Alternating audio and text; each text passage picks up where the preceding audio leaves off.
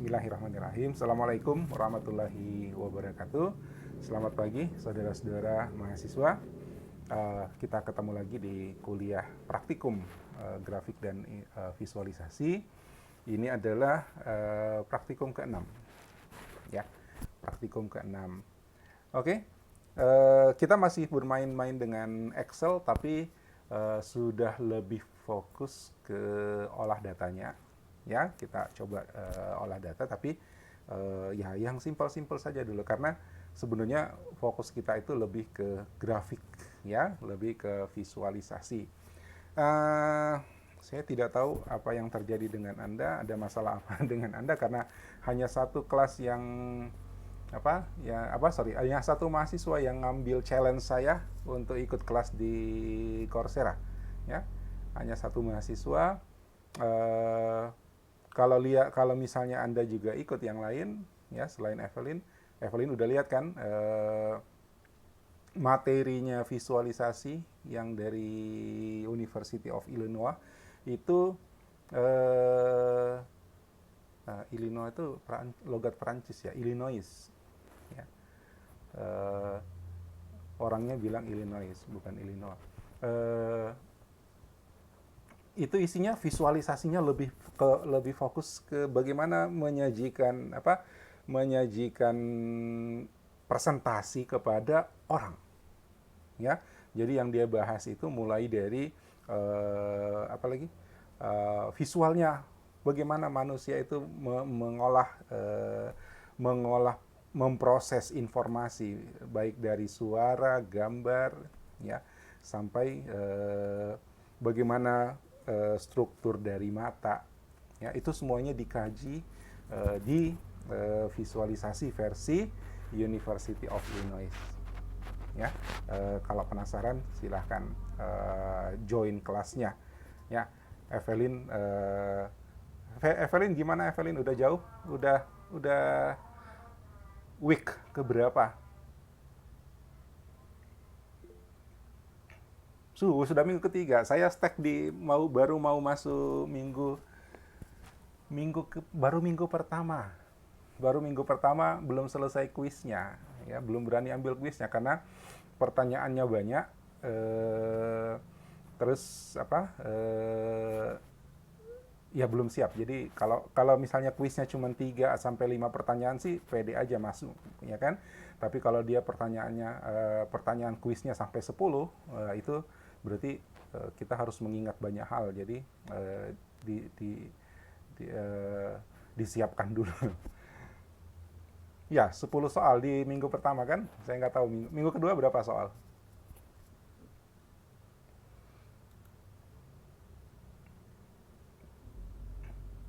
Oh, minggu 2 dan 3 tugas. Saya belum masuk ke sana. Tapi benar ya yang saya katakan bahwa mereka lebih fokus, materinya lebih fokus ke visualisasi visualnya, ya, bukan ke datanya. Jadi kalau mau ke datanya, ambillah kelas data science-nya. Wah, itu di situ memang bahas data tok, gitu, data, proses, bahkan seperti yang kita bahas kemarin di kuliah grafik dan visualisasi itu sampai machine learning-nya juga dibahas di kelas data science, ya. Tapi kelas kita sebenarnya visualisasi tok, jadi sebenarnya lebih fokus ke desain grafisnya, sama dengan yang dijelaskan di materinya University of Illinois. Oke, hari ini kita belajar olah data lagi, ya. Tapi wah, ternyata di Google Meet ini kedap-kedip terus, ya. Ya, kita belajar olah data yang sederhana, dan fokus kita kali ini ke forecasting. Jadi bagaimana kita menyajikan visualisasi dalam bentuk forecasting. Don't worry kalau Anda belum terlalu akrab dengan istilah forecasting, don't worry. Nah, data sampel, contoh sampel data sudah saya share. Saya harap semuanya sudah download, sudah siapkan Excel-nya, karena seperti biasa ini masih pagi, jadi kita akan senam pagi 5 menit. Oke? Siap? Ya? challenge-nya sama. Ya, challenge-nya sama. Dari data itu Anda sudah pelajari, tadi saya sudah pesan dari awal, silahkan dilihat datanya, dipelajari datanya, ya. Itu datanya adalah tentang, tunggu nanti stres lihat jamnya. Data itu tentang angka, ya, indikator-indikator dari pertumbuhan sektor private. Apa tuh sektor private? Bisnis swasta Indonesia, ya, bisnis swasta di Indonesia. Dari mana datanya saya ambil? Saya umpetin dulu ini. Bentar. Karena penting juga ini. Kalau Anda menekuni data science, termasuk visualisasi, mungkin kita sering-sering berhubungan dengan data, atau Anda mau latihan membuat visualisasi dari data-data yang besar-besar, ya, yang big data, masuk kategori big data. Sampel kita itu belum masuk kategori big data, masih kecil-kecilan lah, ya. Nah, itu saya ambil di sini, ya. Ada website namanya Data World. Data World ini cukup kita sign up saja pakai email, udah kita sudah bisa mengakses banyak sampel data. Ini sampel datanya true, ya, apa maksudnya real, ya. Jadi ini adalah data yang dikumpulin oleh banyak pihak dari institusi-institusi yang berbeda untuk keperluan penelitian. Kemudian datanya dipublish, ya, datanya open, ya, itu. Jadi data yang saya ambil itu adalah Private Sector Indicator for Indonesia, ya. Ini ada saya dapat di Data World. Pak, bagaimana bisa ketemu Data World-nya? Ini, Google itu sediain ini, ya. Ada data search. Tunggu, saya masuk halaman depannya, ya. Ini boleh kalian catat. Ada websitenya Google khusus searching data sampel, ya. Khusus untuk searching data sampel, data set search, ya. Ini kita bisa searching data apa saja, tapi kalau dapat di sini banyak banget. Nanti mungkin ada yang free, ada yang berbayar, karena ya namanya juga itu adalah kegiatan penelitian. Biasanya institusi itu mengeluarkan biaya yang tidak sedikit ketika dia harus melakukan pengumpulan data. Jadi ketika datanya dipublish, ada yang mengizinkan untuk diakses secara bebas, ya. Ada yang boleh diakses tapi ada sedikit biaya, karena mereka juga mengumpulkan data itu tidak dengan gratis, ya. Mungkin ada yang tanya, Pak, kenapa sih data itu dibuka gitu? Kenapa sih data itu bisa kita akses bebas? Nah, tujuannya sebenarnya begini. Satu, mereka itu melakukan penelitian, ya, seperti ini misalnya. Di sini ada informasi siapa yang bikin data ini, ownernya siapa, ya. Mereka ini melakukan aktivitas penelitian, kemudian melakukan pengumpulan data. Nah, ketika penelitian itu dipublikasi, ya, mungkin akan ada orang yang membutuhkan istilahnya justifikasi, ya, justifikasi. Benar nggak datanya, valid nggak datanya, ya, bagaimana data Anda seperti apa, ya. Nah, dengan begitu mereka harus membuka datanya supaya orang yang memiliki pertanyaan dengan penelitian mereka itu bisa dibuat yakin bahwa ini loh data saya, ya, gitu. Jadi ini sebenarnya untuk memberikan justifikasi bahwa penelitian saya begini, metodenya ini, dan ini datanya. Itu pertama tujuannya. Kedua, tujuan mereka publikasi datanya adalah jika ada pihak lain atau institusi lain yang ingin melanjutkan penelitian itu, ya, yang ingin meneliti dengan data yang sama, ya, mereka berharap peneliti lain itu melanjutkan penelitian mereka atau melengkapi penelitian mereka. Itu tujuan. Kenapa data itu terbuka? Jadi data itu bisa kita dapat.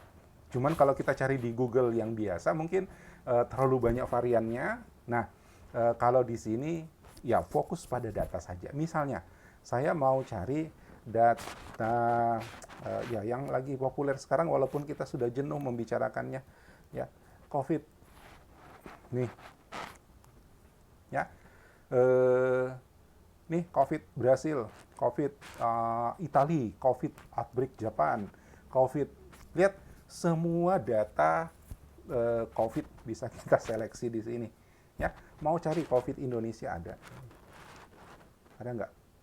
Wah, nggak ada. Rupanya penelitian COVID di Indonesia semuanya tertutup. Ya, ya oke lah, whatever. Ya, nah nih COVID tracking, COVID Peru, COVID, ya kan? Nah, itu tadi data itu mereka buka. Satu untuk validasi, untuk justifikasi, ya orang yang ingin melihat lebih dalam tentang penelitian mereka. Validkah tidak, ya, atau pengen tahu bagaimana sampai bisa seperti itu, datanya seperti apa, nah dibukalah, ya, kita bisa searching di sini.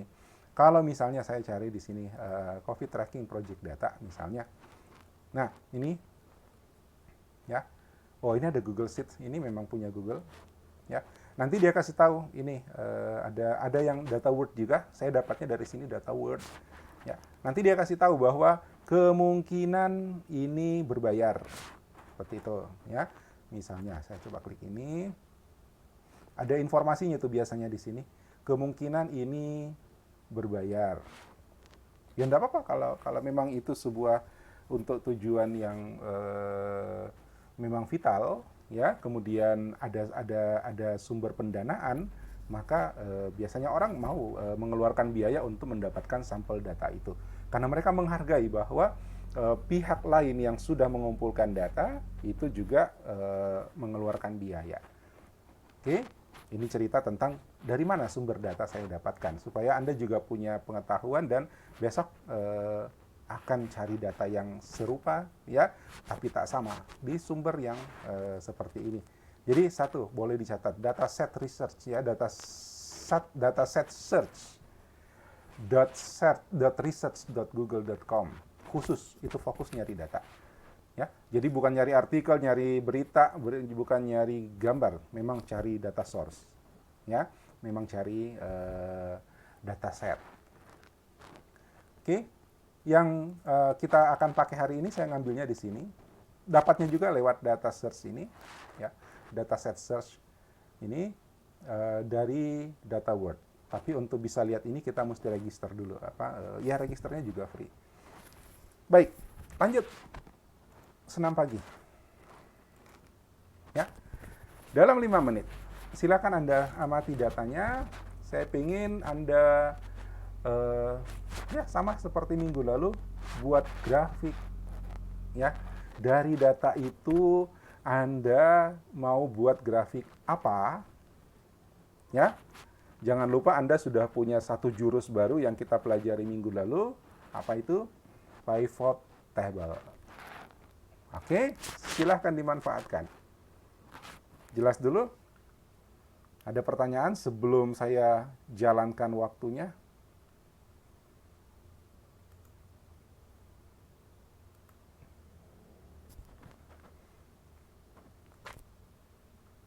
Kabur videonya, sorry, nanti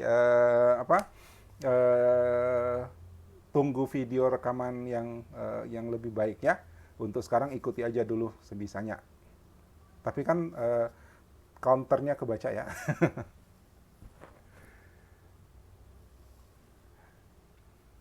Ada pertanyaan sebelum kita mulai senam pagi?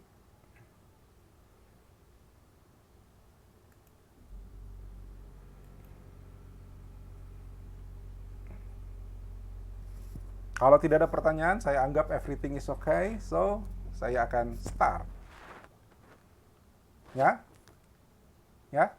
Sama seperti minggu lalu, setelah Anda olah, preproses sedikit, ya, jurusnya pivot table, ini clue ini, ya, jurusnya pivot table, ya. Kemudian bikin chart, kira-kira chartnya seperti apa, ya. Tidak mungkin semuanya Anda jadikan satu chart itu.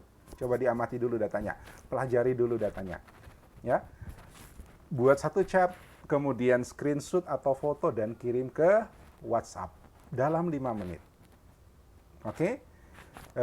Kalau dalam 5 menit belum setengah yang ngirim, maka kuliah saya tidak lanjutkan. Oh, gitu kan perjanjiannya. Oke. Ada pertanyaan? Saya kasih kesempatan.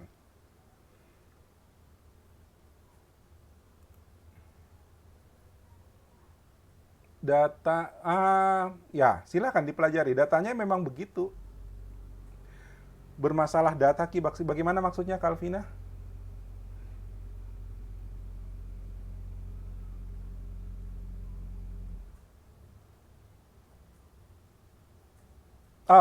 Itu gini, oke saya tunjukin ya. Semua data di kolom A, itu karena CSV itu sebenarnya teks. Ya, sebenarnya teks. Kemudian teks itu dipisah dengan koma, makanya dia disebut comma separated. Ya, comma separated value, CSV. Jadi value-nya, nilai-nilainya itu di koma, koma, koma, koma. Bagaimana cara bukanya? Oke, saya tunda dulu senam paginya. Saya ada tamu, Fitri.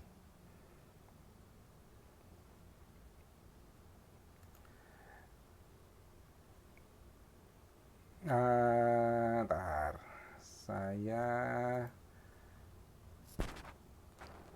saya lipat dulu timernya. Ini datanya ya. Cara paling simpel sebenarnya adalah, ya, cara paling simpel, tunggu saya tes dulu magnifier saya jalan apa enggak nih. Ya. Cara paling simpel adalah double klik ini.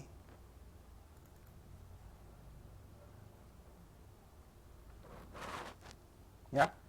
Double klik, nanti dia akan buka ke Excel.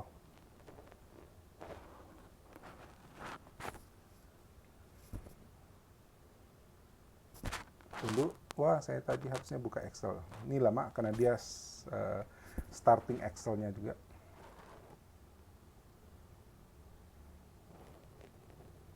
Oke, Excel kebuka.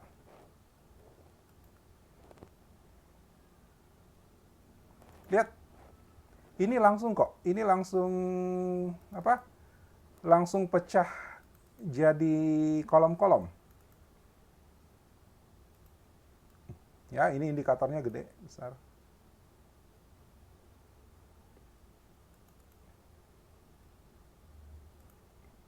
Ini, ya, ini langsung dipecah jadi kolom-kolom. Nah, kalau Anda bukanya pakai file open, ya, file open, nah ada opsi yang harus dipilih. Ya, ada opsi yang harus dipilih. Tapi saya nggak bisa buka 2 kali nih. Tuh, dia langsung lari ke sini. Oke, saya buka new ya. Saya bikin sheet baru. Ini. Mudah-mudahan kelihatan. Ini saya tutup dulu. Saya kasih tunjuk don't save. Ya, ini saya buka. Lalu saya file open. Ini filenya.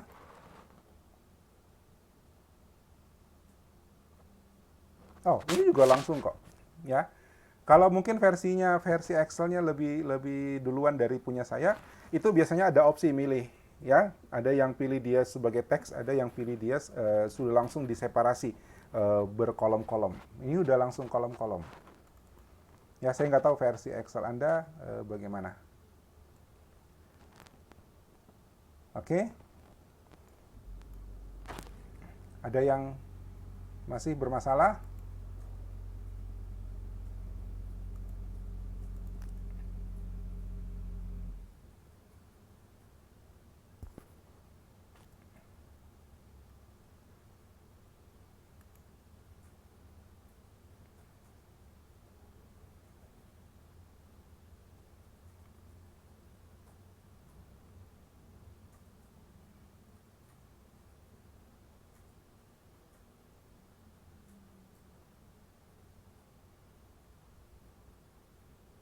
Kenapa Natasha suruh baca WA? Kenapa? Oh, sama kasusnya Natasha sama Kalvina. Ini Excel-nya versi berapa ya?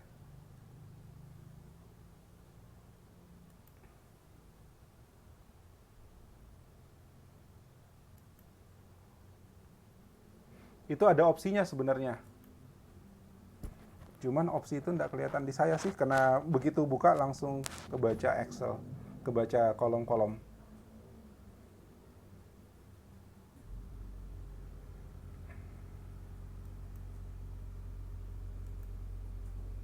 ...2007, nah iya.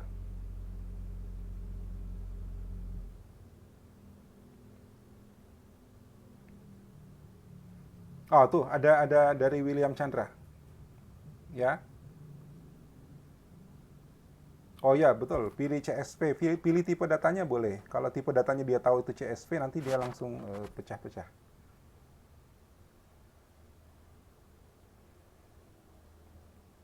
Coba dulu. Saya nggak bisa demo versi itu sih, karena ini begitu buka langsung dikenali sebagai CSV.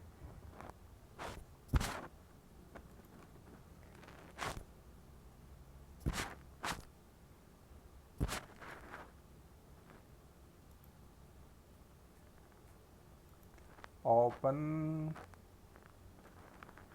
Atau bisa juga gini ntar. Ini di sini ada, oh ini kan versi baru nih, 2007 nggak kayak gini ya. Bisa juga gini. Tapi biasanya sama. Ini kita klik kanan, ya open with Excel, tapi sebenarnya sama nanti hasilnya. Gimana ya, saya nggak bisa demo yang seperti itu karena ini punya saya langsung kenali CSV-nya, langsung dipisah-pisah per kolom-kolom.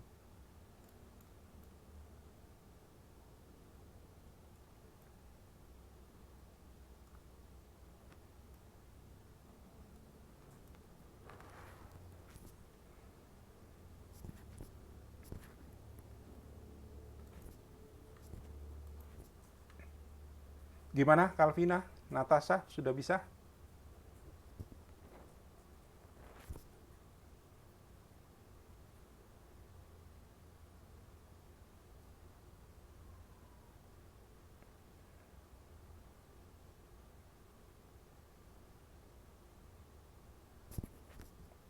Mudah-mudahan sudah bisa.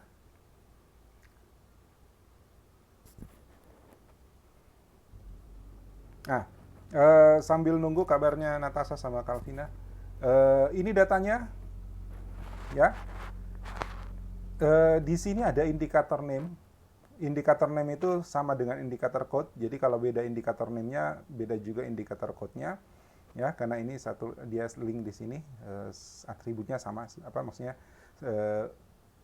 Ini kode adalah indikator kode untuk indikator name tertentu. Nah, ini banyak indikator. Jadi sektor private itu indikator untuk mengatakan dia punya indeks sekian itu banyak. Ya. Nah, ini indikatornya semua nih. Mungkin untuk kalau Anda sudah belajar ekonomi makro ya, ini bahasnya di situ ya. Bahas tentang ilmu ekonomi mungkin sudah kenal beberapa indikator di sini.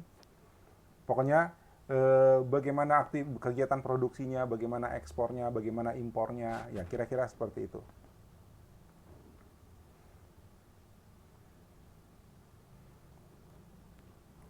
Oke, banyak indikator di situ.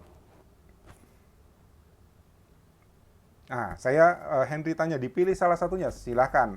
Anda mau bagaimana? Ya, Anda mau bagaimana?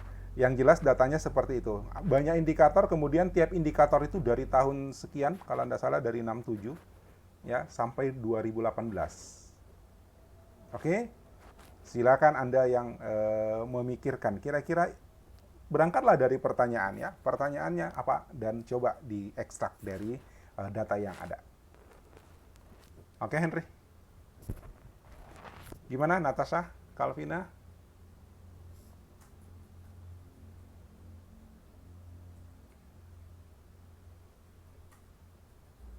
Bisa nih. Oke, kalau gitu kita mulai senam pagi 5 menit. Oke? Saya tunggu dalam 5 menit ke depan, saya pengen lihat chart seperti apa yang Anda buat. Silahkan. 5 menit dimulai dari sekarang.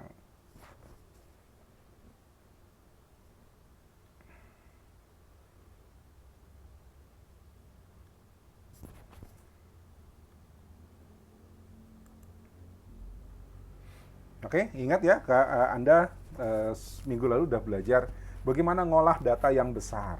Ya, jadi nggak usah dihitung satu-satu lagi.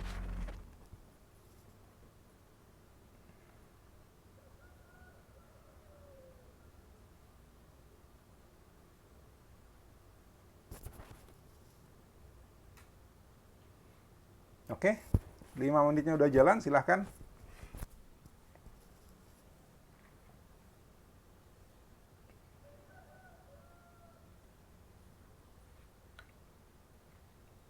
Tuh, ternyata 1 menit itu pendek ya. Tahu-tahu udah tinggal semenit. Sudah jalan semenit.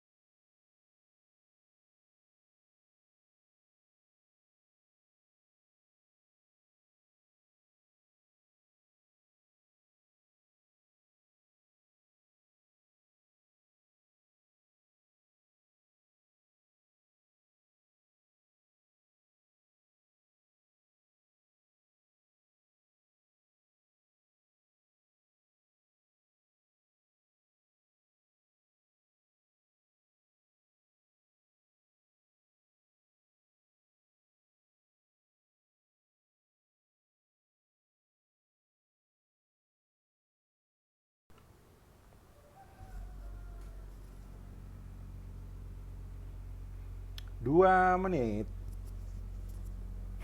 Wih, cepatnya itu 2 menit ya.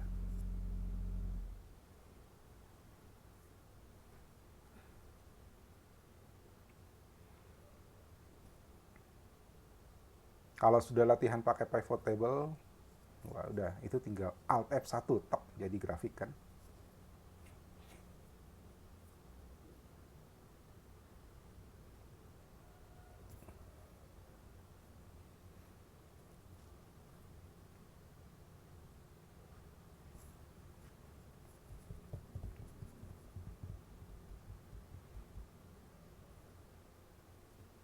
Satu setengah menit lagi.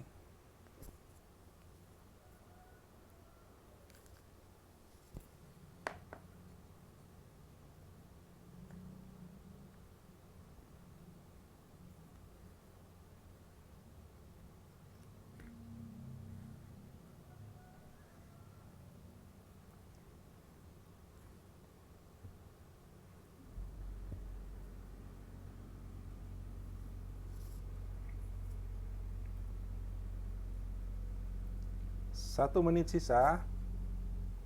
Waktunya saya menunggu di WhatsApp. Oh, sudah ada yang ngirim WhatsApp.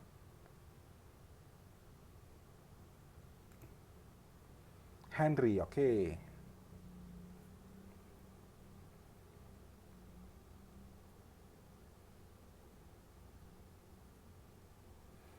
Oh, jangan dulu saya kasih lihat WhatsApp-nya, nanti mengganggu konsentrasi. 28, 27.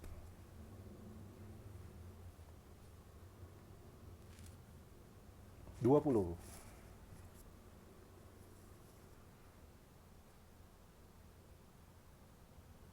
3, 4, 5. Oh, udah rame. 11, 10.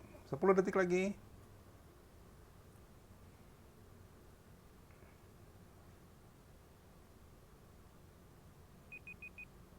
Oke, waktu selesai.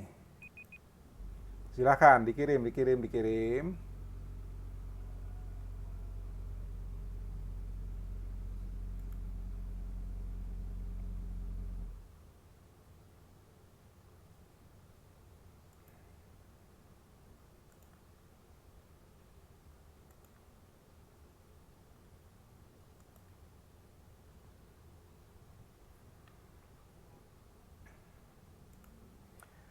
Udah berapa nih?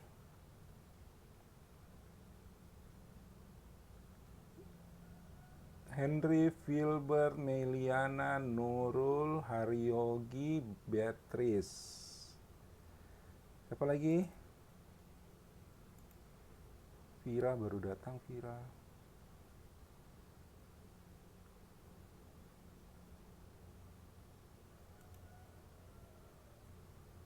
Heidi.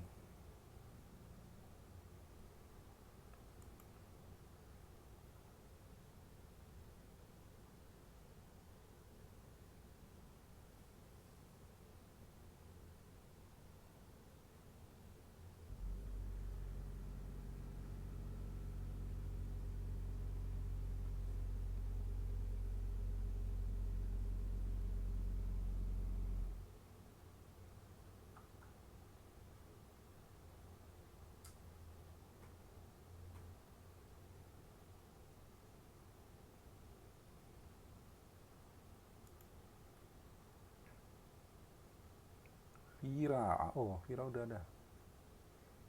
Beatrice, Heidi, Vira. Udah berapa nih?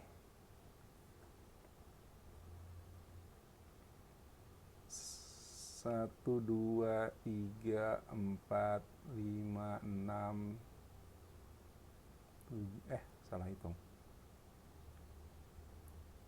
1, 2, 3, 4, 5, 6, 7, 8. Baru 8. Belum setengah.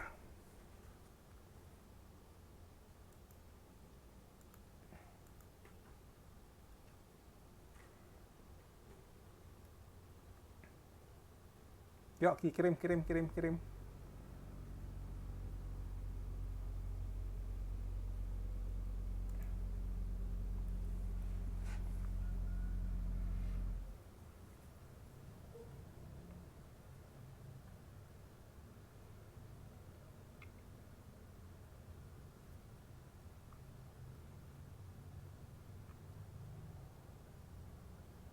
Mana yang lain?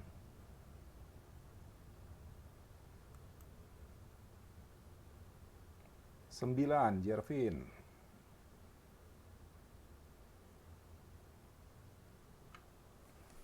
Next.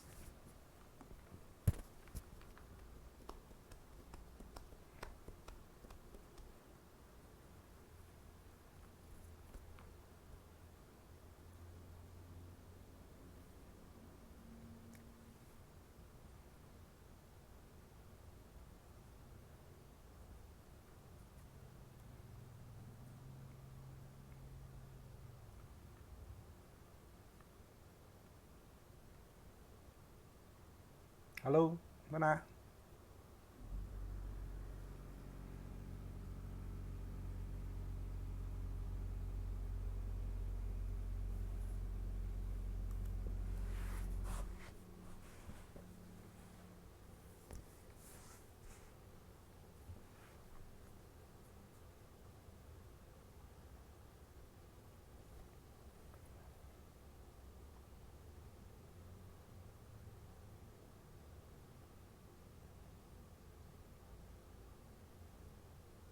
Baru 9. Kelasnya 22, berarti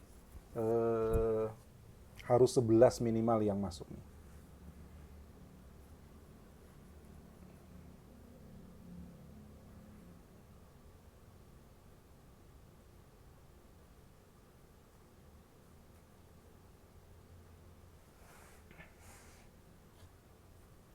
Satu menit lagi.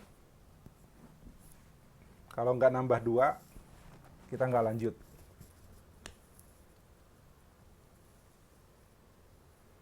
Halo.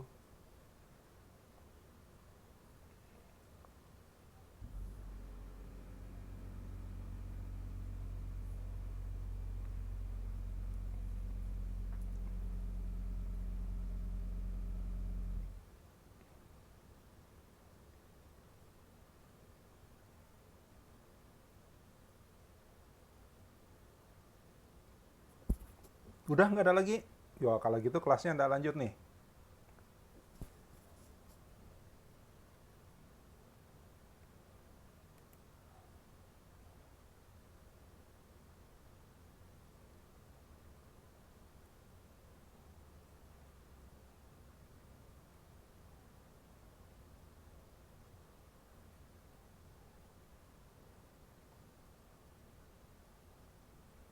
Halo?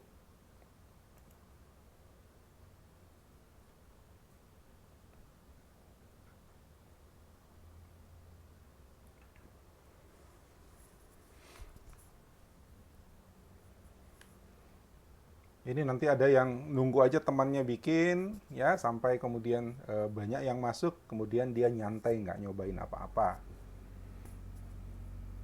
Nggak boleh gitu. Saya hitung sampai 10. Kalau nggak nambah, maka chatroomnya saya langsung tutup. 10, 9, 8,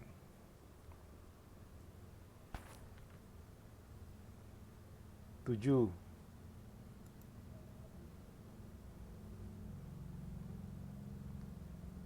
6,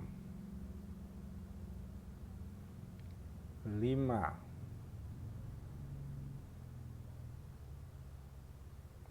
4,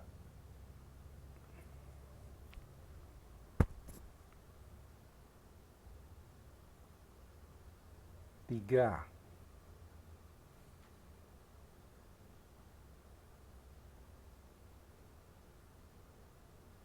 2,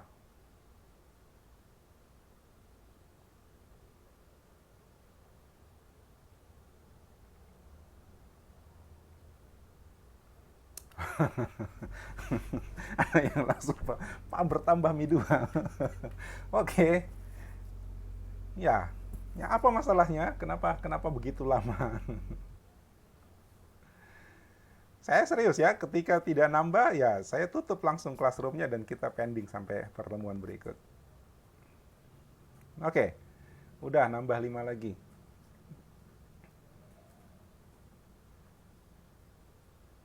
Banyak sekali namanya. Oke, perhatikan. Oke, yang belum ngirim selesaikan, kemudian tetap ngirim ya.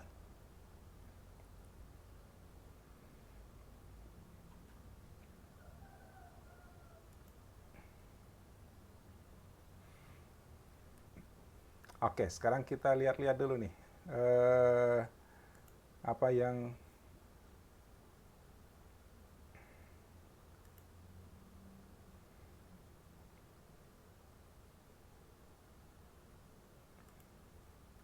mulai dari punya Henry mau dirubah ya Henry ya?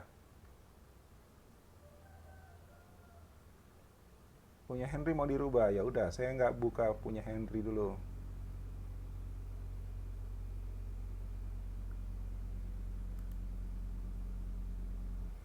Filbert.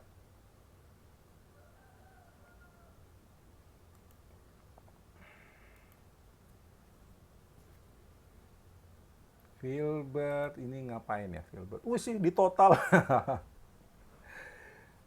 Di total ini kalau seperti ini dibandingkan dengan apa Filbert?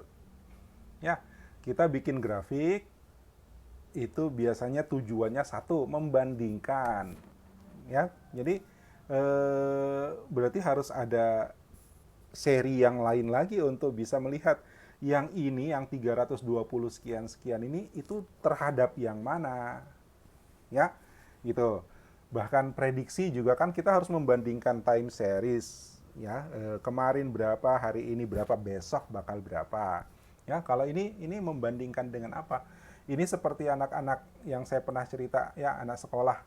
Mama, saya dapat 10, mama. Gitu kan? Ya. Nah, mamanya bangga, wah anakku, ya, hebat dapat 10. Bener anaknya hebat dapat 10, mamanya ndak punya pembanding. Ya, seperti ini nih. Ya, mama saya dapat 10, mama. Nggak tahu itu pinter apa enggak. Tapi ketika ternyata ada pembanding, temanmu dapat berapa, nak? Temanku ada yang 70, ada yang 80. Nah, lo, kan ternyata itu nggak hebat gitu. Ya. Jadi enggak, kalau kita bikin chat, kalau grafiknya tunggal begini ya enggak mungkin ya. Ini enggak berguna. Oke? Ya. Coba lagi. Indikator pertumbuhan bisnis. Judulnya jadi sama semua ya. Ini adalah parameter yang sebenarnya tidak bisa dibandingkan, Meliana. Ya, kenapa? Karena indikator A, misalnya ya, insurance and financial services itu tidak bisa dibandingkan dengan domestic credit to private sector misalnya. Itu judul ininya ya. Nah, karena lihat kenapa ada yang nol di sini ya. Kemudian ada yang jutaan ya ini. Itu karena nilai yang nol itu berupa indeks 0, sekian. Ya kan? Sementara ada indikator yang memang value-nya itu tinggi-tinggi. Gitu. Ibaratnya gini, ketika Anda lulus SD, indeks, tadi disebut indeks sih, rata-rata nilaimu 8 atau 9. Ya. Lulus SMP, rata-rata nilai juga masih 8, 9. Lulus SMA, rata-rata nilai juga 8, 9. Lulus perguruan tinggi jadi sarjana komputer, rata-rata nilaimu 3,9. Nah, itu tidak bisa dibandingkan. Ya, kenapa? Ranahnya beda. Ya, jadi ini tidak cocok. Oke, kategori-kategori ini itu tidak bisa dibandingkan seperti ini. Oke. Nurul, wah ini Nurul, gambar apa nih Nurul? Jadi sama semua. Ya, country name-nya dijumlahin. Ya, country name-nya dijumlahin. Kan country name-nya cuma satu, Indonesia saja kan? Ya. Ya. Nah, itu berarti belum mempelajari datanya secara baik. Ya, Nurul ya. Amati dulu datanya. Ini Haryogi apa nih Haryogi? Nah, jangan dibandingkan Indonesianya ya, karena itu isinya cuma satu negara, Indonesia saja. Ini jadinya IDN semua kan? Wow, nggak jelas. Oke, next. Ini Indonesia dibandingkan dengan apa?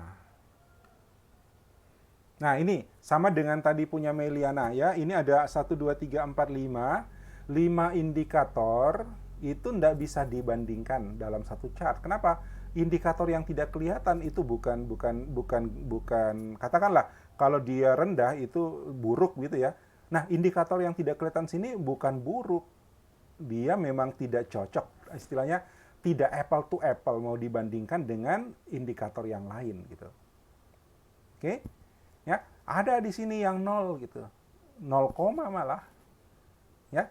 Gitu. Jadi memang tidak cocok untuk dibandingkan. Heidi. Ini berdasarkan apa nih Heidi?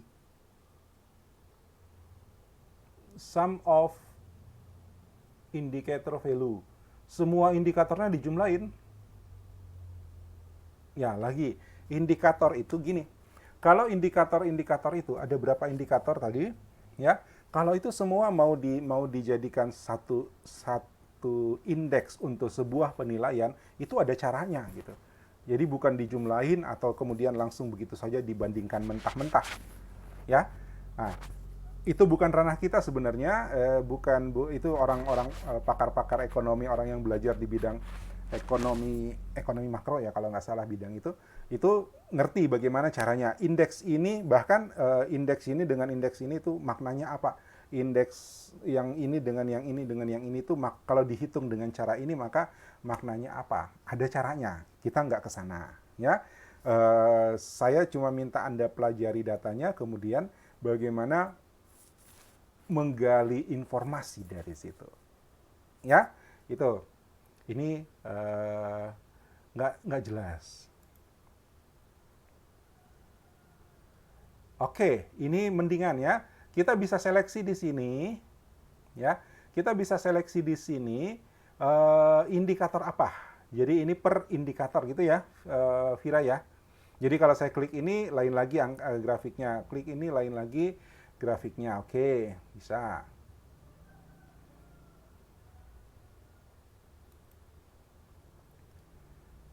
count of value ini apa? Ini dari indikator mana nih? Harus disebut indikatornya yang mana?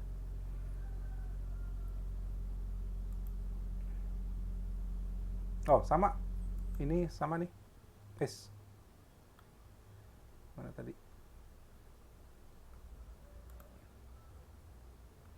Punya Jarvin sama ini hampir sama nih.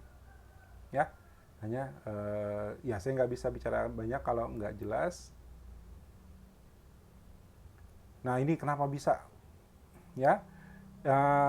Ini mungkin Evelyn kalau di switch ya row to column ya column to row mungkin kita akan dapat nilainya, nah nilai yang lebih bagus gitu. Ini apa ya, kok jadi satu semua gitu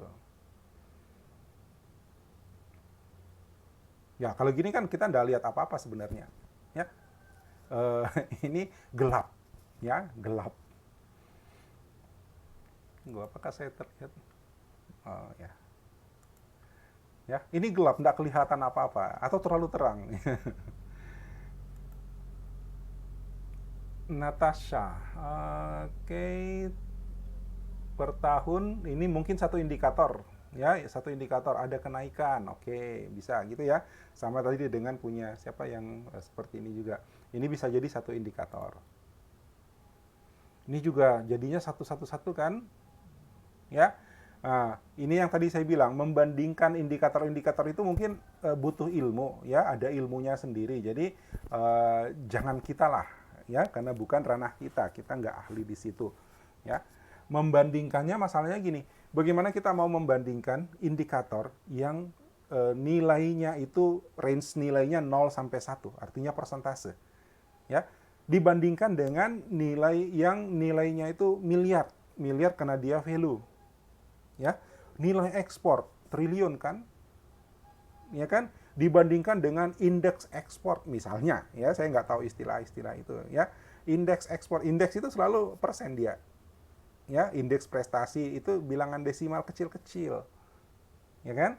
Nah sementara nilai ekspor itu kan miliar triliun gitu. Nah nggak mungkin lah kita membandingkannya, ya. Ada caranya untuk membandingkan itu, tapi bukan ranah keilmuan kita. Oke. Ini juga semua indikator ya. Semua indikator dihitung semua ya, nggak bisa dibandingkan gitu, Carlos. Oke, ini satu seri boleh ya. Satu indikator diambil satu dari tahun ya. Cuman saya harus miring kepalanya. Ini tadi punya siapa? Sama dengan ini, satu semua. Oke. Ya. Anyway, usaha Anda oke lah. Ya. Cuman memang butuh waktu lebih banyak ya untuk, sebenarnya bukan butuh waktu lebih banyak, butuh latihan lebih banyak untuk melihat sebuah dataset ya. Kalau Anda latihan banyak, nanti makin cepat kita bisa memahami, oh ini datanya seperti ini. Ya kan? Jadi memang perlu latihan-latihan. Nanti berikutnya saya akan ambilkan data-data yang mirip-mirip seperti ini. Oke? Ya? Nah, itu hasil latihannya. Sekarang kita masuk ke materi kita hari ini. Full screen. Oke, ini data kita. Bentar, ada yang mau tanya dulu silahkan. Saya cek.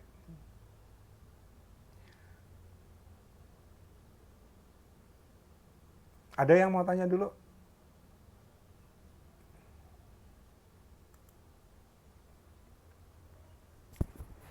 Kalau tidak ada, oke, kita lanjut sini. Ya, ini data kita. Yang tadi saya bilang kita, wah ini lambat nih, lag. Apa yang bisa saya tutup ya supaya dia tidak terlalu lambat?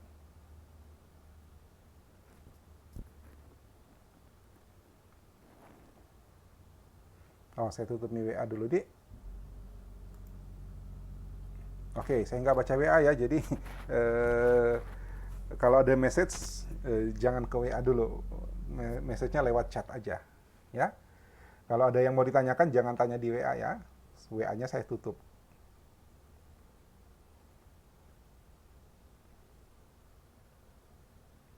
Oke, nah kita bisa apakan ini data? Ya, kita bisa apakan ini data?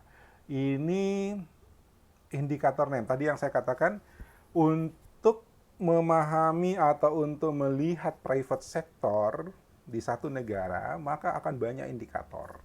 Ya, saya juga nggak tahu persisnya berapa indikator yang ada di data ini. Ya, kita juga nggak terlalu paham trade in service itu gimana. Kalau bayangan saya, perdagangan yang sedang berlangsung, gitu kan? Nah, lihat angkanya sekian persen dari GDP, ini persen of GDP, ya, penghasilan bruto, penghasilan nasional. Nah, data ini kita mau apakan? Tadi saya katakan tools kita adalah pivot table,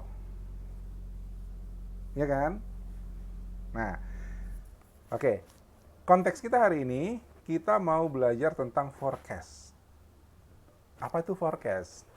Forecast itu adalah prediksi, meramal. Jadi ini kerjaan dukun nih, ya, kerjaan dukun.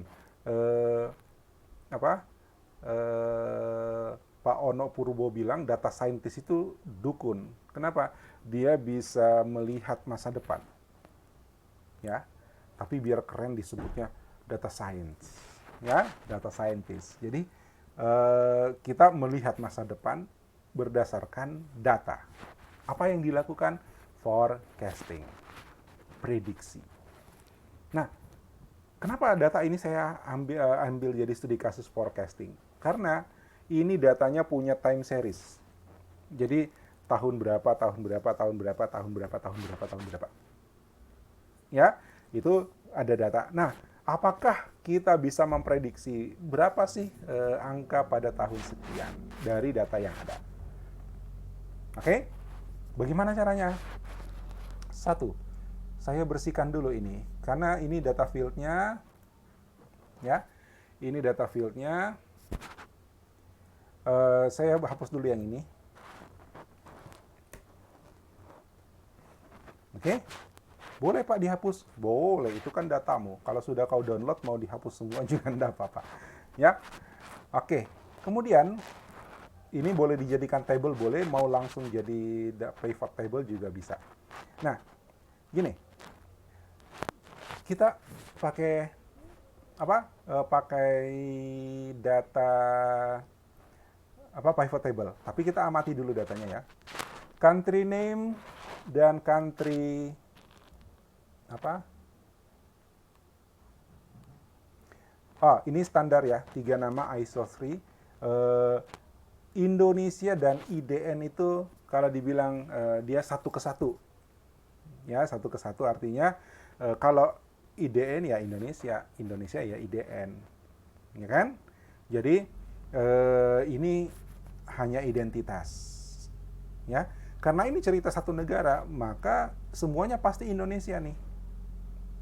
Ya, semuanya pasti Indonesia. Berarti country code-nya juga IDN semua. Ya, so nggak ada yang kita bisa bandingkan dengan negara lain di sini. Nggak ada data negara lain, semuanya Indonesia. Oke? Ya, itu yang Anda pelajari dari data ini. Kedua, kalau kita lihat yang ini, apa nih?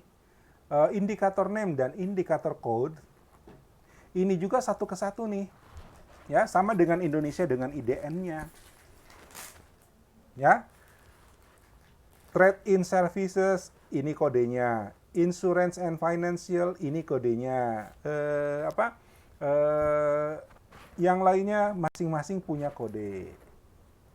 Jadi dia satu ke satu. So, kita tidak bisa membandingkan berdasarkan kode. Kita mau bandingkan kode dengan ini pasti sama nih, ya.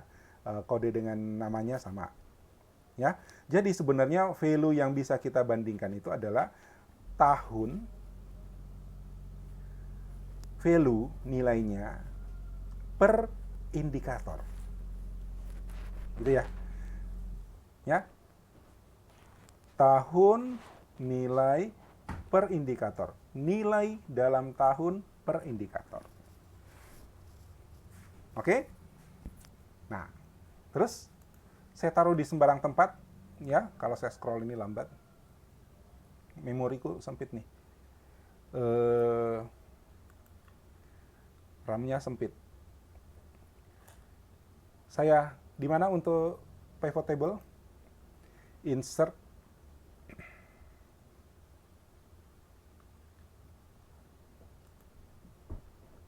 Oke, ada pivot table di sini. Saya bikin di new worksheet. Oke. Ya, kita dibikinkan worksheet baru. Bentar. Saya pindah posisi dulu. Oke. Jadi di sini datanya, di sini struktur pivot table-nya. Nah, tadi yang kita bandingkan apa? Yang kita bisa dapat nilainya ada value, nilai per tahun per indikator. Ya. Jadi, bagaimana kalau row-nya saya ambil year,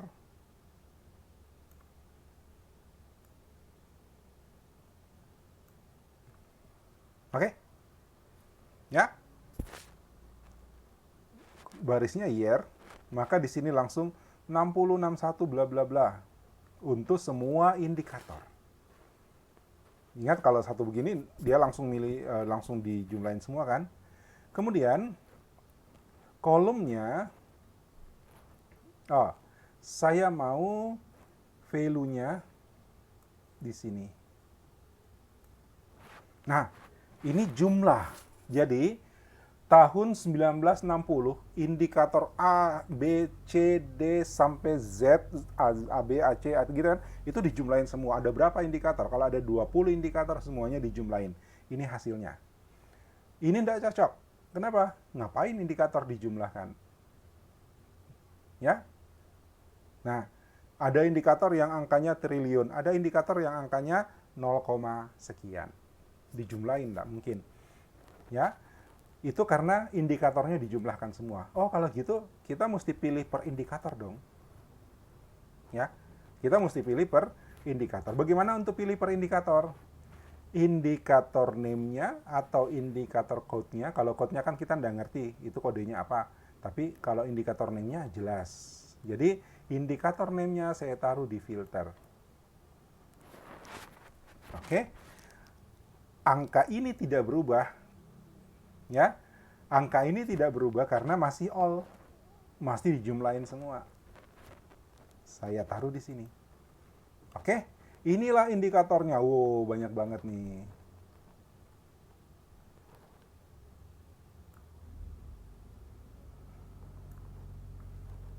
Oh, banyak banget. Lihat. Kita langsung paham nih. Oh, datanya seperti ini toh. Iya kan? Nah, misalnya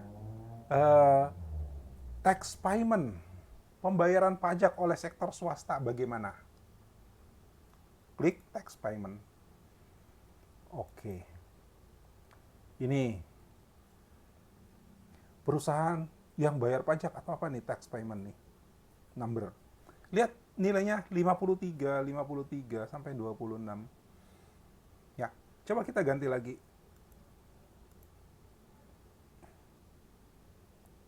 Saya perbesar dulu supaya kita bisa baca indikatornya. Commercial Service Exports. Ya, ekspor perdagangan. Oke. Nah, ini angkanya. Dari 1981. Ini dalam US dollar. Miliar dolar, 4 miliar dolar. Sekian miliar dolar. Untuk satu indikator saja. Lihat, indikator yang ini ya, indikator yang ini sama indikator yang tadi range-nya beda kan. Yang ini miliar dolar. Yang tadi angkanya integer biasa, bulat menunjukkan jumlah. Oke, ada lagi yang indeks 0, sekian. Yang anunya di sini dia sebut persen. Material agriculture raw material, jadi ekspor bahan mentah. Ini 45. Angkanya kecil-kecil karena ini hanya prosentase. Jadi tidak bisa dibandingkan dengan indikator yang lain. Tidak bisa dijumlahkan dengan indikator yang lain. Beda range-nya. Ya, gitu. Oke, paham datanya sampai sini? Nah, sekarang kita ambil satu indikator aja. Misalnya,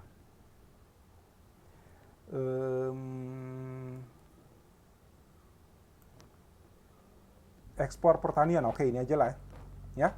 Ekspor pertanian. Tadi kita mau apa lagi? Tadi kita mau supaya kita bisa membuat prediksi. Kita mau melakukan forecast. Ya, kita mau melakukan forecasting. Bagaimana caranya? Ini ada angka. Ya, ini ada angka. Kalau saya pilih data ini semuanya sampai 2018, ya. Kemudian Alt F1 kan jadi grafik tuh. Ya. Alt F1. Salah. Alt F1.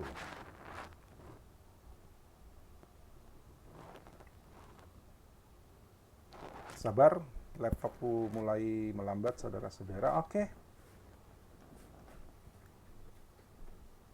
Nah, ternyata ada penurunan. Ya, ada penurunan ekspor raw material. Kok bisa? Ya, sekarang pemerintah menggalakkan jangan ekspor bahan mentah. Ya, tapi kita pemerintah menggalakkan ekspor barang jadi. Jadi hasil pertanian berupa katakanlah gini, jagung, jangan ekspor jagung mentahnya. Ya, hasil pertanian sawit, ya, jangan ekspor sawit mentahnya, tapi diolah jadi barang jadi, maka nilainya akan naik, nilai ekspornya akan naik. Itu mungkin penyebab kenapa nilai ekspor itu turun. Nilai ekspor barang bahan mentah, hasil pertanian bahan mentah. Oke. Ini dibandingkan cocok. Ya, ini dibandingkan cocok.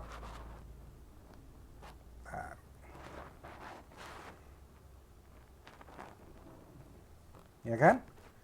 Dari tahun 62 nilai ekspor bahan mentah, ekspor hasil pertanian, ya, bahan mentah hasil pertanian dari 62 sampai 2017 itu ada penurunan. Dulu kita jagung diekspor mentah, kelapa sawit diekspor mentah, apalagi komoditi-komoditi itu diekspor mentah, ya.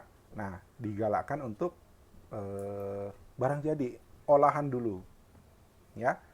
Tuh. Oke, kita cari indikator lain ya. Saya ganti ini, saya nggak pakai. Saya mau yang ada kenaikan. Ini pun juga sebenarnya bisa kita prediksi, tapi jangan yang ini. Saya ganti indikatornya.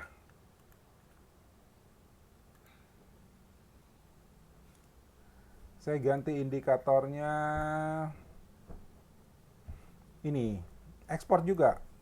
Ya, ekspor perdagangan dalam US. Oke? Sama saya pilih ini, kemudian datanya saya Alt F1. Maka, ini angka pertumbuhannya pesat. Ya. Ada pertumbuhan ekspor, nilai ekspor. Kita lihat. Ya. pertumbuhan nilai ekspor nih. Nah, sekarang sebenarnya dengan ini kita sudah bisa prediksi kan? Ya, prediksi bahwa ekspor meningkat. Ya, kalau gitu bukan prediksi. Prediksi itu adalah kalau 2017 nilai ekspornya sekian, ya, 27 miliar dolar. Ya, kira-kira 2024 itu berapa? Ya, itu prediksi. Oke, itu prediksi. Nah, bagaimana caranya kita membuat prediksi? Apa? Peramalan, forecast. Ini saya sisihkan ke sini.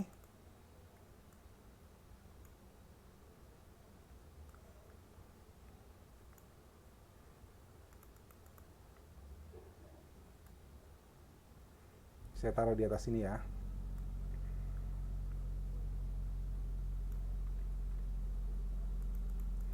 Oke. Saya tutup ini karena saya tidak rubah pivot table-nya sementara. Ya, saya tutup ini, pivot table saya tidak rubah lagi. Nah, lihat. Oh, lebih bagus saya copy data ini ya. Gini, karena untuk forecasting kita akan nambah datanya, sementara menambah di pivot table itu agak repot. Jadi saya ambil data ini, semuanya, ini datanya saja ya, jumlah-jumlahnya enggak. Saya copy, saya bikin sheet baru, saya taruh di sini.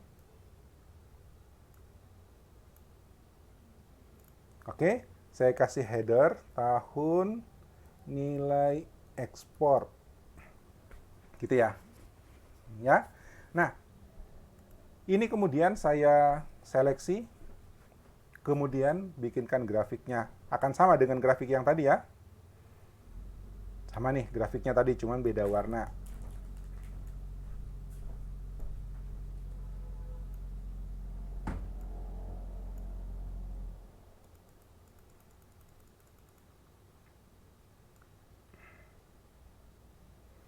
Oke, saya besarkan supaya kelihatan. Ya, ini. Jadi ini adalah nilai ekspor dalam US dollar dari tahun 81 sampai 2000. Tunggu, ini salah ya.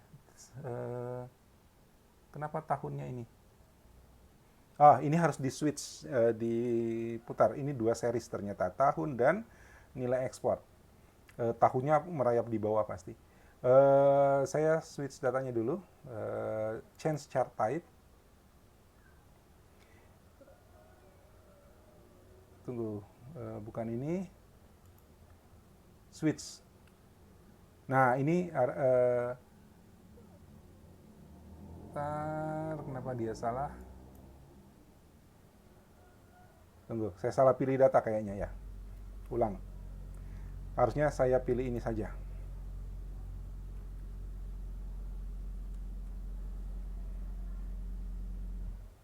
Kok angkanya ini 37?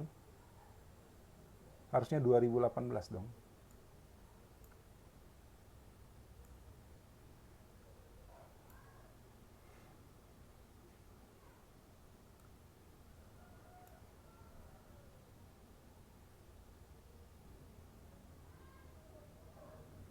Kenapa salah?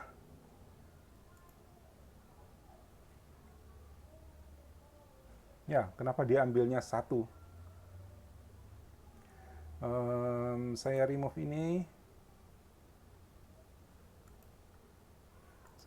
ini. Saya add datanya ulang. Ini saya langsung ambil ini.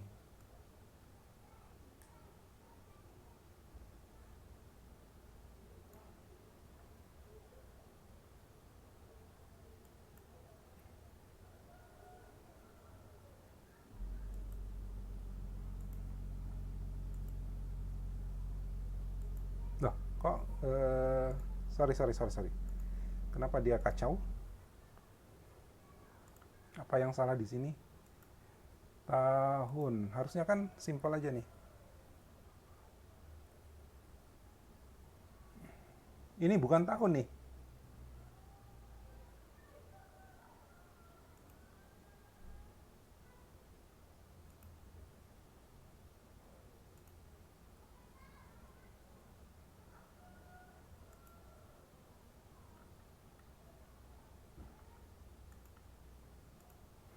Bentar. Ah, ini. Yang ini. Oke. Ya. Jadi ini per tahun. Saya ganti lagi chart type-nya. Saya pakai XY scatter. Ini.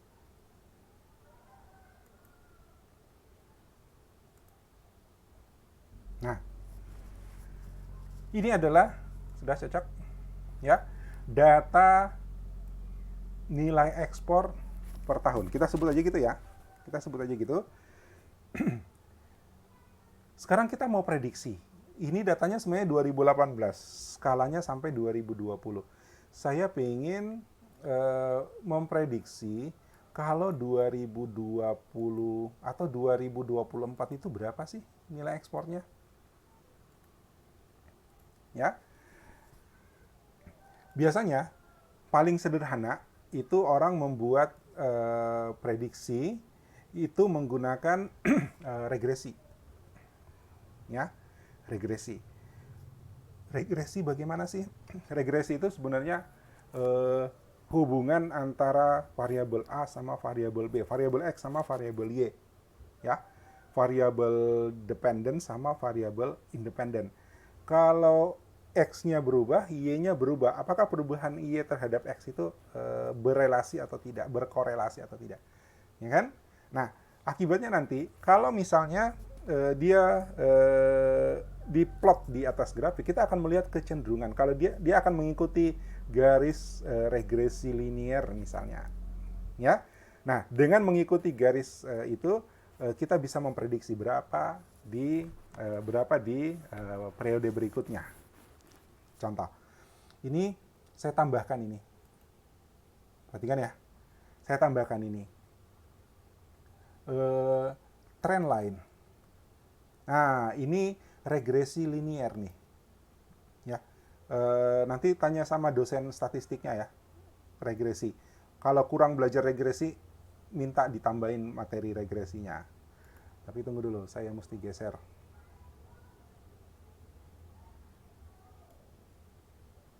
Kalau enggak, saya nutupi. Ya, nanti soal regresi tanya sama apa? Tanya sama dosen statistiknya. Ya. Nah, ini regresi linear nih. Dengan garis ini, maka kita bisa memprediksi. Ya. Pak, bagaimana memprediksi? Ini adalah trend line. Trend line itu adalah kecenderungan. Ya, oh ada peningkatan. Peningkatannya berapa? Itu dihitung dengan regresi. Ya, hubungan antara X dengan Y. Kalau linear, maka kecenderungannya dia akan sama. Nah,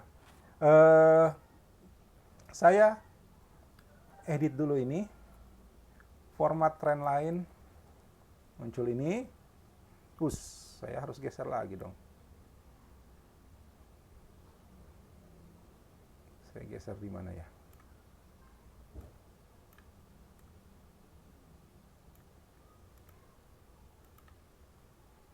Ya, muncul ini pilihan nih. Ini kebetulan di sini kita pakai linear. Ya, kita pakai linear. Nah, saya mau tampilkan dia punya equation. Ya, equation chart. Lihat ini.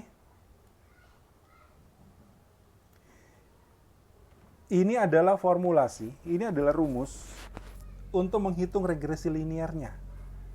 Ya, jadi ini ada yang disebut slope, ada yang disebut dengan apa satu ya?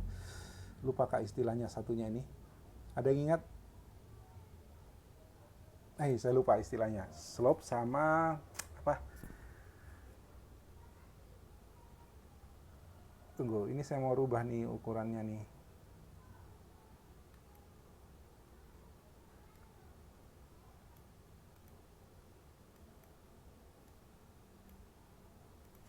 Supaya dia tidak eksponensial.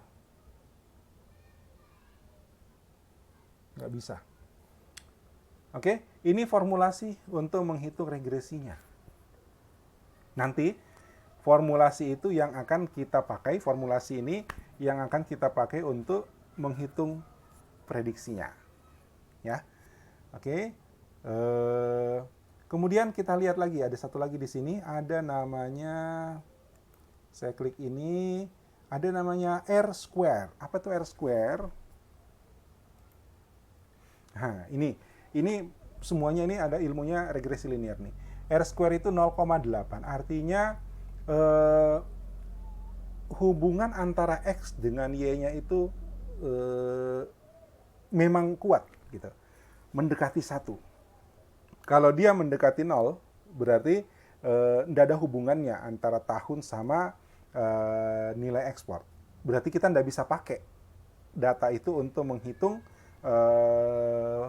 prediksi, ya, menghitung forecast ke depan. Kenapa? Antara tahun sama nilainya itu tidak ada hubungan, meningkat atau tidak itu bukan karena periodenya, gitu ya. Tapi ini kebetulan angkanya 0,8, mendekati 1. Berarti kita bisa pakai ini untuk menghitung prediksi. Karena tiap tahun ada perubahan, ya, tiap tahun ada kenaikan, mengikuti trend line ini. Trend line-nya dihitung dengan ini. Oke. Nah, kalau begitu saya bisa menghitung rumusnya, menghitung berapa proyeksinya. Ya, berapa forecast-nya. Lihat, saya tambahin ini ya. Saya tambahin ini menjadi 2030. Boleh? Boleh. Ya. Kemudian ini ada angka ini kan, ada rumus ini ya. Tadi ngambilnya dari sini ya. Ini klik kanan, kemudian format trend line. Ya, muncul ini. Dia ada di sini, display equation. Equation ini. Jadi kita tidak perlu menghitung regresinya. Dia udah ngasih. Ya. Kita ambil di sini. Ini ambil sama dengannya. Tercopy semua. Udah nggak apa-apa. Saya copy ini, rumusnya saja ya, jangan ambil R square-nya, jangan ambil R kuadratnya. Saya taruh di sini. Ini dia. Ya.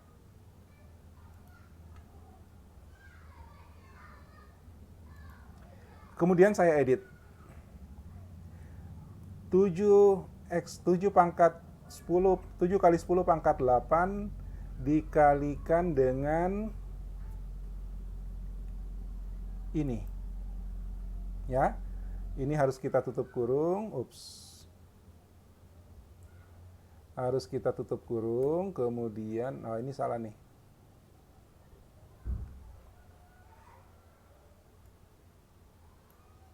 Cocok ya. 7 kali 10 pangkat 8. Ya. Formatnya saya ikut ini. Ini sudah terlalu kecil, terlalu ini. Nah, ini rumusnya yang tadi saya ambil dari grafik. Terus saya taruh di sini. Ini angkanya. Abaikan dulu format tampilannya, dia eksponensial karena sebenarnya nilainya sama saja. Sekarang kalau ini saya bikin grafik lagi. Ini adalah forecast.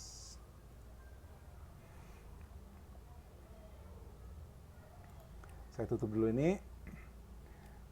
Saya udah coba, kalau ini kita langsung masukkan begini, dia tidak bagus. Ya, kalau ini saya copy, kemudian taruh di sini. Lalu Ctrl V. Nah, dia kacau begini. Ya, jadi jangan pakai cara itu. Kita pilih ulang datanya dari atas. Nilai ekspor, forecast. Kita pilih ulang datanya dari atas.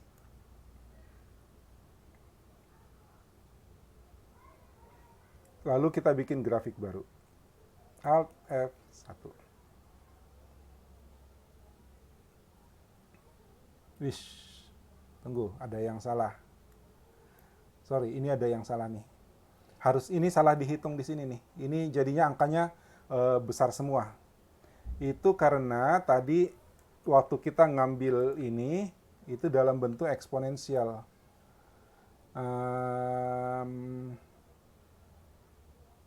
Ini kan nggak bisa dirubah ukuran ya.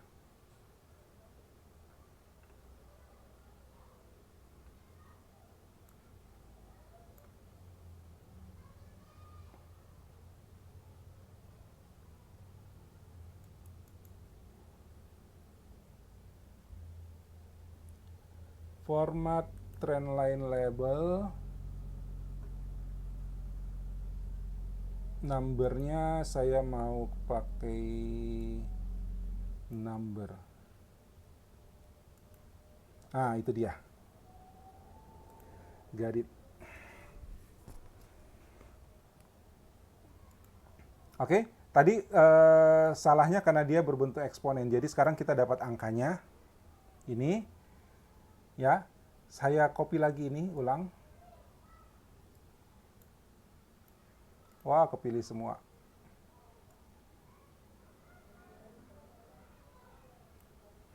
Saya copy lagi ini, copy.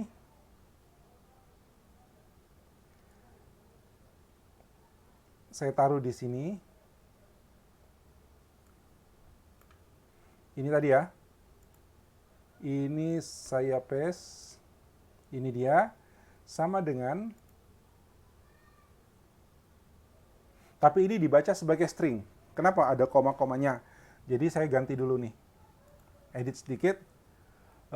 Ini saya hilangkan dulu angka-angka desimalnya. Kemudian X. Ya, X. Saya taruh dalam kurung.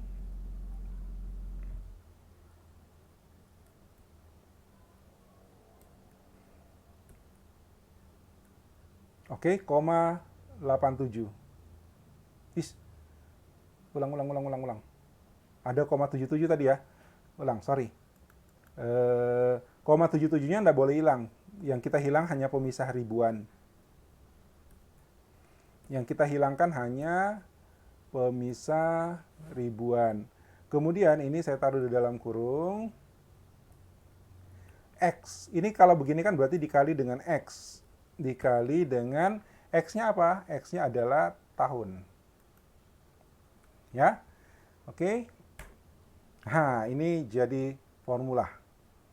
Tadi salah, ini 4 tadi ya. Copy. Oke, sekarang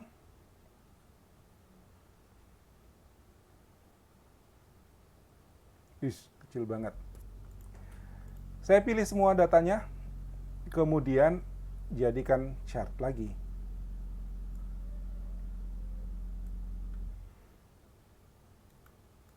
Oke, ini dia. Ini prediksi. Ya. Jadi ini adalah apa? Ini adalah data realnya sampai 2018 dan ini adalah angka prediksinya. Ya, ini angka prediksi yang menggunakan regresi linier. Kalau kita mau bikin sama dengan yang di atas, kita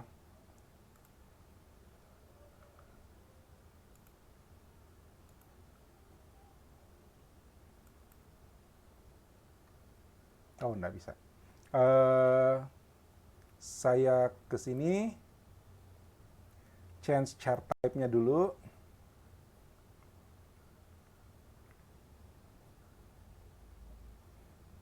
Ini, ya, sampai 2029, oke.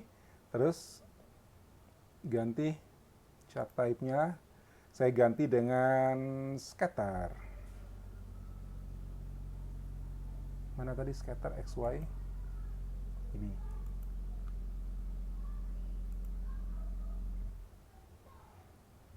Oke. Saya ganti scale-nya menjadi 2030. 2030. Ini dari 1980.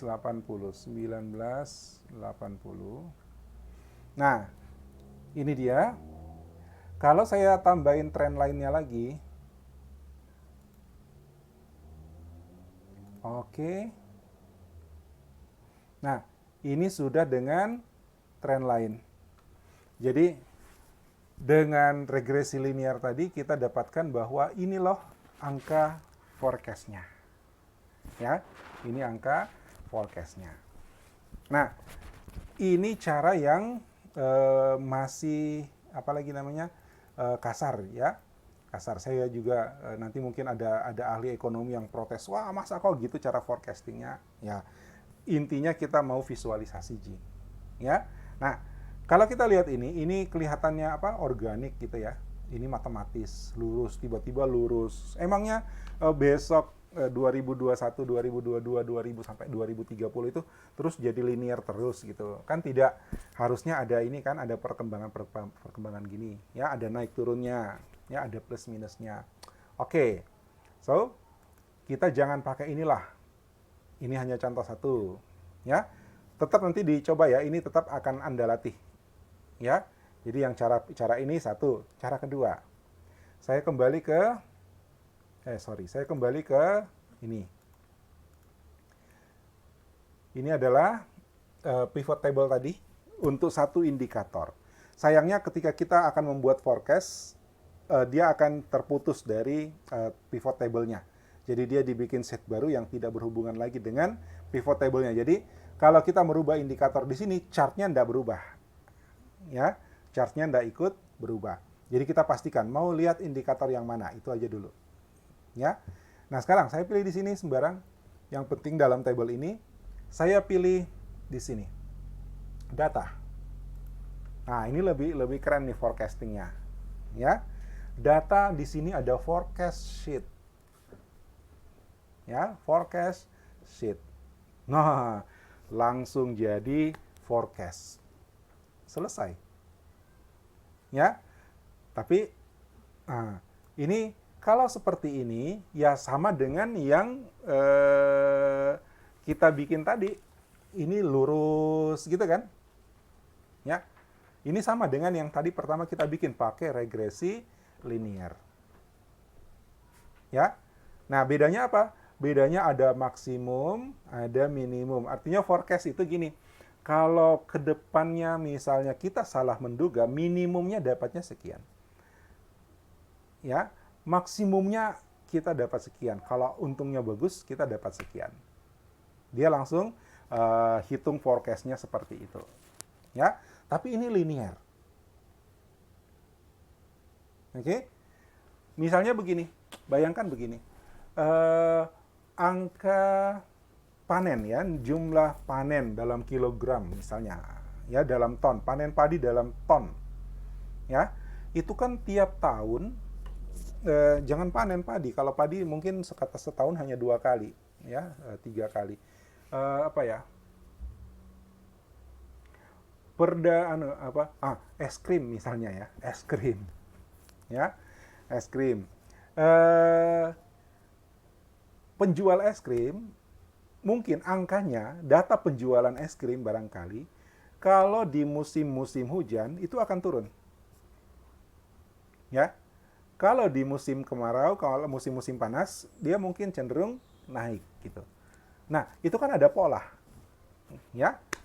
Itu ada pola bahwa ini naik, ini pada musim sekian ini naik, pada musim sekian itu turun. Ya kan? Ini sama, ada naik turunnya walaupun kita tidak tahu faktornya apa nih sampai dia naik atau turun. Ya, tapi kecenderungannya naik. Artinya kalau ini angka penjualan es krim tiap tahunnya menunjukkan peningkatan, tapi ada periode tertentu dia terpaksa turun. Ya, ada kondisi mungkin hujan. Ya, mungkin lagi sepi event, kurang promosi. Tapi kurang promosi kan itu bisa tentatif sifatnya, tidak periodik. Kalau hujan panas itu periodik gitu. Jadi ketika dibuat forecast-nya ini tidak mungkin lurus. Ya, nggak mungkin lurus. Harusnya dia ngikuti pola ini juga. Ya, kalau untuk kasus ini kita nggak tahu faktornya ya. Kenapa ekspor turun di sini, naik di sini? Kenapa turun di sini, naik di sini? Oke, barangkali itu ada siklus 10 tahunan, mungkin ada siklus 20 tahunan, mungkin ada siklus 5 tahunan, misalnya. Nah, bagaimana kalau siklus itu kita masukkan? Ya, ini forecast-nya sampai 2028. Saya taruh sampai 2030. Oke? 2030. Terus supaya tidak ini kan kalau begini optimistik banget gitu kan. Optimistik banget bahwa tiap tahun naik. Nah, jangan sampai itu kemudian menyebabkan kerugian karena terlalu optimis, wah ternyata dia turun gitu. Yang harusnya bisa naik lagi malah jadi turun terus. Gara-gara salah prediksi, salah peramalan. Nah, kita buka optionnya. Ini ada include mana dia? Seasonality, ya ada seasonality atau ada musim, ada periode-periode musim, ya. Apa ya? Misalnya kalau ini data keamanan ya, data penjualan e-commerce, ya, data penjualan e-commerce.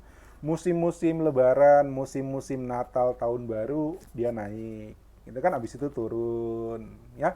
Ada Harbolnas di Desember 12-12 naik. Ya kan?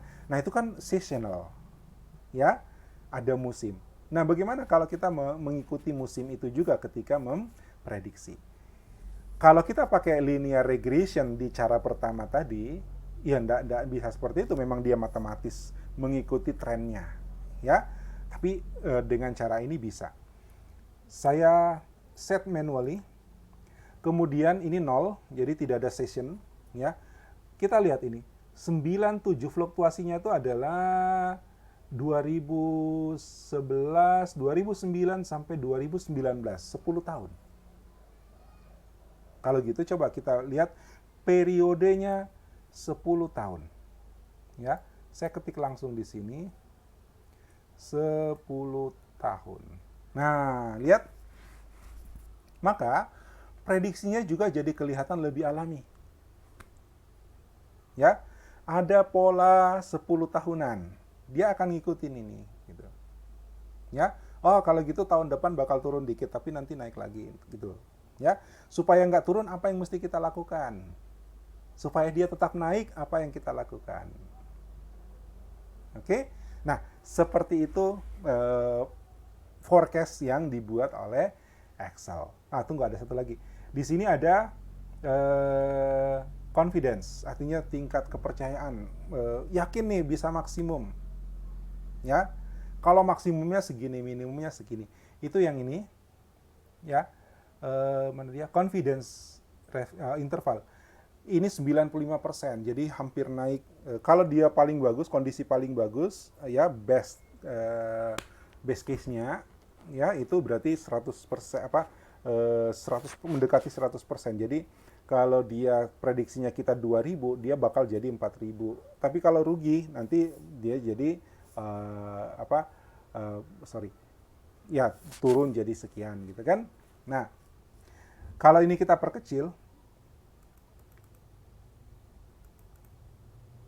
salah. Saya salah klik. Ini 2030 tadi ya. Oh, 2018 cocok. Saya salah. Ini. Confidence-nya saya perkecil.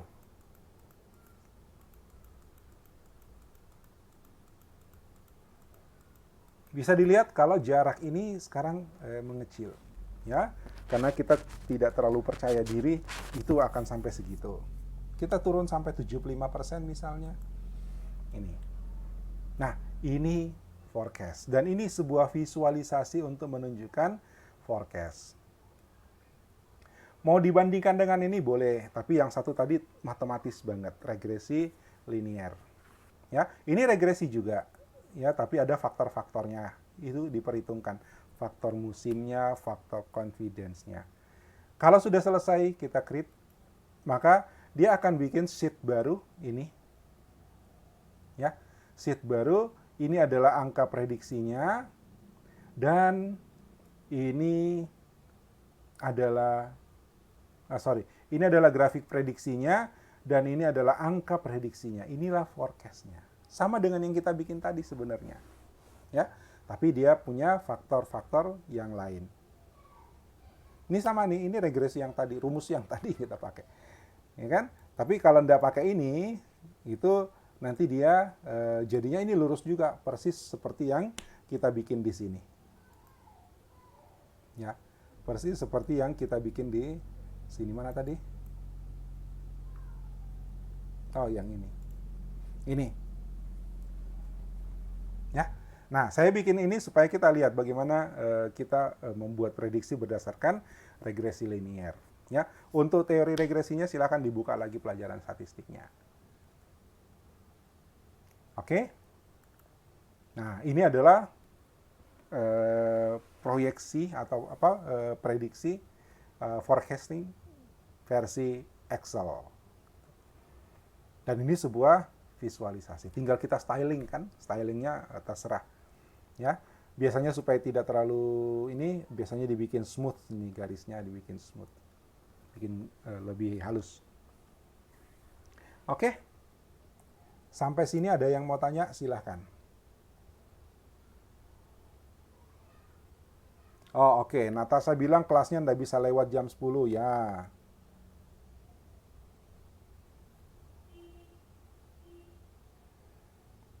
Masih ada 7 menit kalau ada yang mau tanya.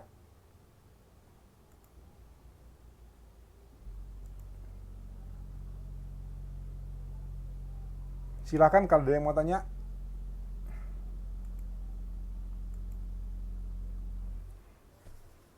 Ya, sambil nunggu kalau ada yang mau tanya, saya jelasin. Tugas Anda adalah sama seperti yang saya buat, ya, tapi untuk indikator yang lain. Ya, untuk indikator yang lain. Anda harus membuat ambil 3 indikator yang berbeda. Ya, ambil 3 indikator yang berbeda. Tahu yang saya maksud dengan indikator? Yang saya maksud dengan indikator adalah ini. Ini, mana tadi? Oh, sorry.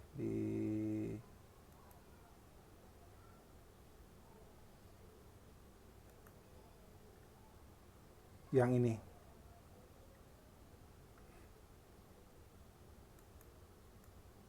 Ini.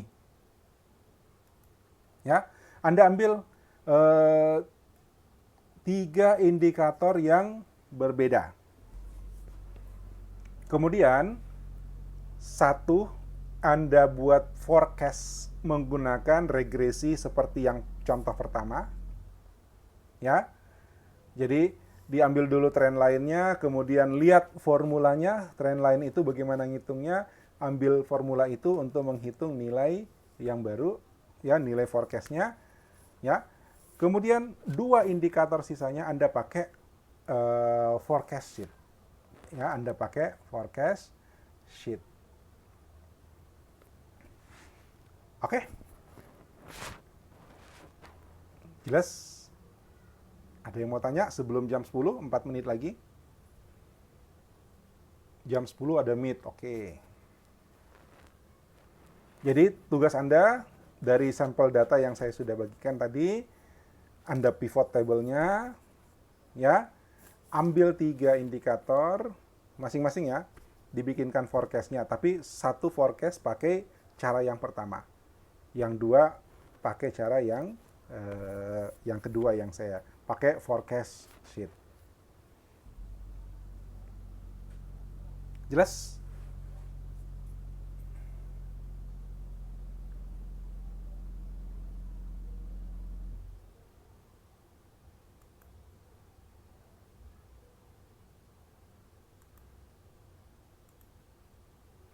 Oke, kalau udah jelas, cukup untuk pertemuan kita hari ini.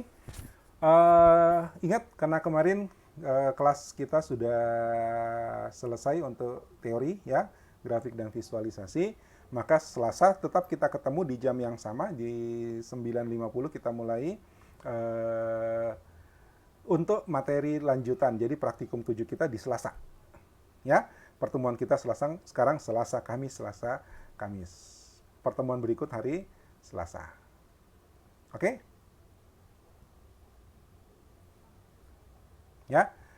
Ya, kalau jelas saya kira cukup untuk hari ini.